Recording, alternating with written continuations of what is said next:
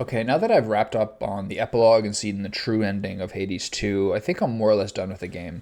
And I had a lot of fun with this, and I'd like to pass on a couple of ways to approach the game if you haven't played it before, so that you're not obsessively trying to be efficient or speed running the story or just taking the novelty away by trying to do everything as fast as possible, because there's not much fun in that. So, to keep things fresh and to make sure that you have a good start on some of the things that you need to get a good start on without trying to have some sort of serious plan for the game, I have a couple of ideas. The first is try to unlock all the weapons as soon as you can. Once you unlock the twin blades, you get a cauldron unlock called the Gathering of Ancient Bones. And then this will randomly select a weapon for you every day that'll give you bones, which are essentially sort of the monetary currency in the game, with which you never really run out of needing. You'll always need some. There's always something you can spend on them, and you'll always want some regardless of how the game goes. So this way you'll use more weapons. You'll have a little bit of novelty to the way that you play. The more weapons you use, the more you probably get better at the game, essentially, and you'll get to see the ways that different Olympian boons affect different weapons. So this helps keep things fresh. It gives you a little more guesswork, because if you're starting to use the same weapon because, oh, I'm good at this weapon, and keep trying to get accomplishments, that's fine, but I think you're going to lower your appreciation and your width of experience and like skill at the game, essentially. Speaking of bones, there are three essential currencies in the game that you need a lot of, particularly early. These are bones. As I said, these are ashes and nectar. Ashes unlock your arcana cards, which are kind of your talents. It's from that little altar that shows up just when you enter the training grounds, which is the room before you go off on a run. And nectar is what starts off your friendship system. And you just need so much of this. If you have enough nectar to basically give one to everyone who needs one, whenever you can on a run, you'll be set up to get to the end level of a lot of these relationships pretty quickly. For the average Olympian, it's probably like six, something like that. And for the people in your headquarters, it's probably twice that. So the sooner you get going on accumulating these things like ashes, you tend to not need forever, but unlocking your arcana cards is so important. So once you get a pretty sizable amount of these, which is 530 ashes, 2,500 bones, and 35 nectar, according to the wiki, then you start to get these cauldron unlocks, which give you tangible combat benefits for getting these, because these are things that you're using back at headquarters most of the time. So while you need a lot of them, it's not exactly lovely feeling to be forced to choose between bones and ashes and have those things be something that you use later, but isn't necessarily going to make you stronger for the run. So it's really nice to unlock three cauldron incantations called the Ashen Memories of Life, the Bones of Arcane Wisdom, and Nectar of Godly Savor. You're going to need a fair amount of the farming equipment, so keep an eye out for once you see these things unlocked in your cauldron, try to save up to get them as soon as you can. Because even getting 5 HP or 5 mana or a palm slice when you pick up these collectibles, which you truly need, makes it feel like a better choice. And it'll just make it be a little more satisfactory decision, especially early on, and especially the underworld run, where you're like, well, do you want some bones or do you want some ashes? It's like, well, neither of those things are going to make me stronger compared to an Olympian boon or a hammer or Celine's hex, but it will make it feel better. And so another thing that's about this that I want to mention is I had a little bit of difficulty seeing where to increase your grasp. Your grasp is a number which allows you to use more and more arcana cards. It maxes out at 30. And if you go to the screen at the altar where you can see all the arcana cards, you have to go past them all the way to the right to then use another consumable. There's a lot of consumables in this game called Psyche to start increasing your grasp. I'm just mentioning this because this is something that I didn't necessarily really see for a while. It's not necessarily fully clear, especially with a controller. And back to Nectar, as I said before, make sure to give everyone who can be gifted, make sure you at least give them one nectar as soon as you can, because for essentially every character in the game who can accept nectar, they do have a keepsake, which is your accessory basically. So the sooner you get these, the more that you can start to have a much more customizable playthrough, and it really opens up the way that you approach a run. Now, there's a million different ways to do this, depending on your experience level, depending on your personal preference. But if I want to think about a very basic, generic, but highly useful way to approach which keepsakes to use. Each keepsake has essentially an active effect, which you can only really use once. So there's a lot of incentive to change keepsakes between regions. So 4 per run, essentially, if you have a full run.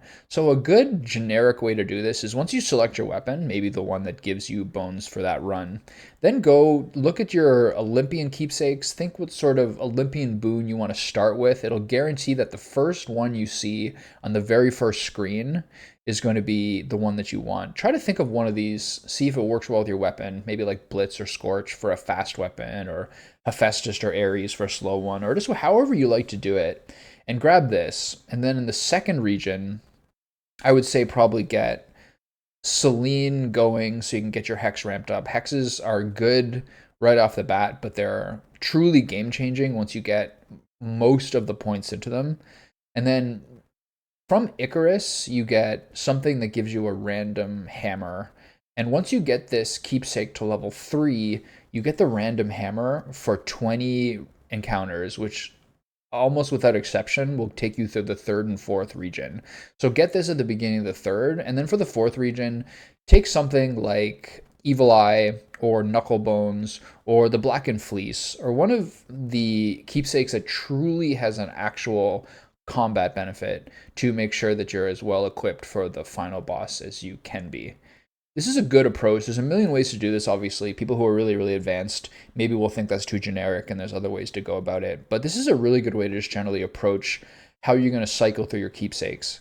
Early on, before you unlock all your Arcana cards, you're going to be so strapped for health and mana that you'll probably need to figure out something else. I was using the one from Hecate that gives you more magic. I was using the one that gives you more healing from the fountain early on, but just eventually those things kind of take care of themselves once you unlock more and more grasp and more cards. So 3 more kind of cauldron unlocks that will help you appreciate the game and get things going. One is called Knight's Craftwork. This is a pretty obvious one to get as soon as you can. It gives you the ability to start gathering more resources from each screen, from various screens on the map as you do a run. You need a lot of these metals and fish, not the fish, but you need a lot of these metals and flora to unlock more recipes. So this is a pretty clear one to do, but really make sure that you get this going as soon as you can, because sometimes you're going to need to unlock a new weapon or a new incantation, and you'll be short on some random mineral that you haven't been getting from your runs because you're not spending much time in that region. So really, the sooner you get this going, the better. The second one is called Empath's Intuition. This gives you a screen on your codex, basically, when you press up on your crosspad, that shows you how your relationship status is going with this person. I would not necessarily try to really start upgrading your relationships too far with people, particularly the people at your headquarters, until you get this one. It's just too confusing and too random to do otherwise. So this will show you how far along you are and will show you what you need to upgrade it further. So obviously make sure you give everyone a nectar, but kind of hold off on how much you're going to throw around your twin lures and your bath salts and whatever until you start to get this going. The third one is called Abyssal Insight. This opens up something called the Pitch Black Stone. It happens after, I think, you complete 3 basically quest curses from Chaos. And this opens up something called a Pitch Black Stone, which is on the training grounds, which has a bunch of different single region encounters with a customized playstyle for you. Not only is the resource that you get from this relatively useful, but this is also a very informative way to see the myriad of ways that you can set up a really good build in this game. They'll give you a weapon, they'll give you a keepsake, and they'll give you 3 or 4 boons / abilities, which show you and will outline like a limited, narrow, but very effective way to play. So not only is this kind of a fun way to knock back 10 minutes, there's probably 20 of them, maybe a little bit less, but it is very informative at your first time playing the game to see the different ways that you can have some really, really, really fun playstyles in this. I really liked using the axe with just the final strike of the axe and a larger impact radius from Apollo. This was super fun and one of the moments where you realize that you just with 3 or 4 different boons that go your way, which if you're the kind of player to find this, you can sort of reroll for this or really try to make this happen. You can have a really fun play style. And how much variance there is in the game is truly what makes it fun. But to see that these kind of north stars are the ways you could play possibly, it gives you a lot of insight into how you can build your character in different playthroughs. Okay, finally, basically the replay mechanic of this game is something called fear, and you get fear once you finish your first complete run. You start to see something called the Oath of the Unseen, and then just here between the 2 exit points where you start your runs, you can start to customize this. Now what this does is basically these are manually calibrated difficulty metrics that go from anywhere from 1 to 64. You get a nice little ego boost if you complete both runs at 32. But what I would do is pay attention to how you are finding your runs going. Here at the bottom, these are called rivals. These are the ones that give you the enhanced, basically hard mode for all of the bosses in the game. This is the most enjoyable one. It can be a little overwhelming, but just gradually 2 by 2 ramp this up over time as you feel like the game is feeling more manageable. Obviously, eventually you're going to have fought Hecate so many times that you would like the Hecate fight to be a little more interesting. So start there. And if you look on the top left, you'll see which bosses to beat with which weapon at which fear level will unlock some nightmare. And nightmare is a very important resource and probably the resource that you're most hungry for as you kind of get into the replayable late game. This helps you upgrade your weapons to level 5. There's 3 alternate weapon sets for all 6 weapons. And Nightmare is essentially the only thing you'll need to upgrade these. And these are really powerful and will give a lot of variety to the way that you play the game. So I would not recommend ramping this up to like 8 or 16 or 24 or 32 really quickly. There's going to be a lot of aggravation there. It's sort of frustrating, trust me. When I went from 24 to like 32, I was just basically bashing my head against the wall for most of an afternoon as I tried to then beat Chronos. But it's just not really fun. So just pay attention to how your runs are going. Be like, okay, Hecate is getting easy. I'm trying to beat Siren. I'm trying to beat Cerberus. I'm trying to beat Chronos.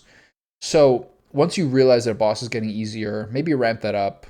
If you find that, okay, well, I'm having trouble with some bosses, but I'm basically wiping all the regular encounters, try to bump this up a little bit, maybe more minions, maybe give the minions a ward, whatever you want to do. But pay attention to slowly ramping this up over time so that you start to accumulate nightmares and you keep your pace of learning up without feeling like you're getting too much of a difficulty jump or the game is getting too repetitive.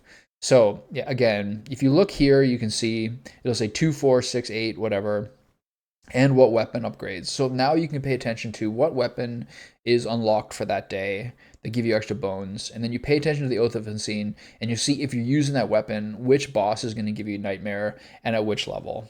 So this will give you enough variables so that you don't always be repeating the same run with the same weapons, and it'll keep the game really fresh. So this is really where the strength of the game is eventually get it very experienced. But just, yeah, as I said, go slowly with this, ramp it up over time, but not too quickly. But do make sure you ramp it up because you need Nightmare, and it'll make you better at a better, smoother, and more progressive rate. Okay, so this is a good general approach for how to think about the game as you start to play it without trying to worry about efficiency or speed runs or anything. So I hope this helps you remember what things to look out for at the Cauldron. Remember to keep garlic or wheat or whatever things you need to make sure that you get some of these upgrades as soon as you can, because you'll really thank yourself for it. And remember, you just need so much nectar in this game to build up friendships, which is pretty important for getting later content. So just keep rolling through the nectar, give everybody, be the fun person at parties that everyone wants to talk to. All right, thanks.